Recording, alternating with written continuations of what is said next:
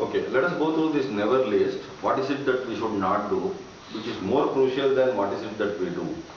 Because these things come in our way of doing it effectively. So, from my point of view, this never list is like there are 8 points, and these are 8 deadly sins.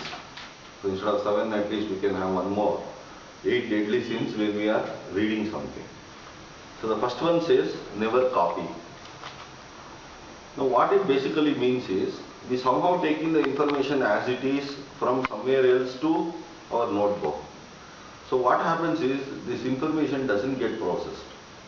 It just is transferred from one place to another. So even when you are copying from the board in a classroom, you have to just go through it, convert it in your own way, and then try to write it in your own words, which will be more meaningful to you when you actually read through it, rather than just copying it as it is. Because afterwards, if you go through what you have copied, you will not know why it is there. So many a times, let us say you are working in maths and you are copying the sum as it is, which is why we don't understand the sum. Because we don't understand the problem, we will not know how to solve the problem. So suppose you are able to read the problem, close the textbook, and then you are able to write the problem, you will know that you have difficulty in completely writing the problem, so you will know where you are stuck and then you can refer the book.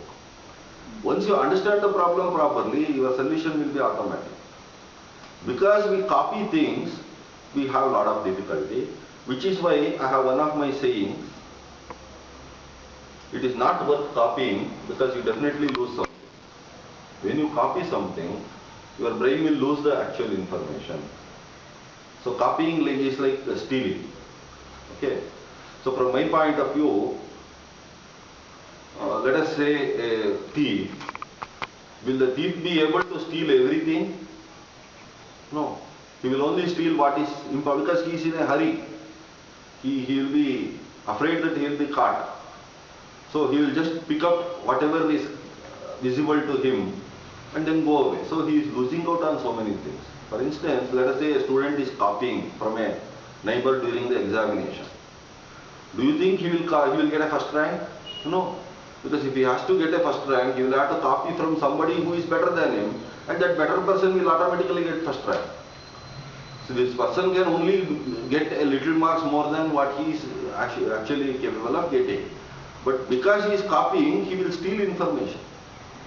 So even if you look at the saccade, which is why I have drawn a triangle over here, usually we have saccade either horizontally, okay, on a linear way.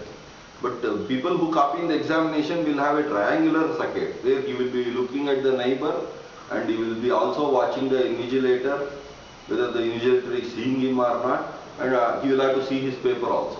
So all the three he will be switching. So saccade wise he is fantastic, but knowledge wise he is a zero.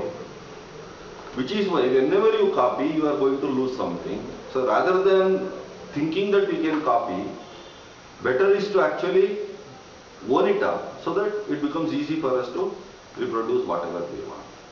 So whenever you have a chance to copy, don't do this because it is comfortable. Avoid doing it so that you learn something. Okay?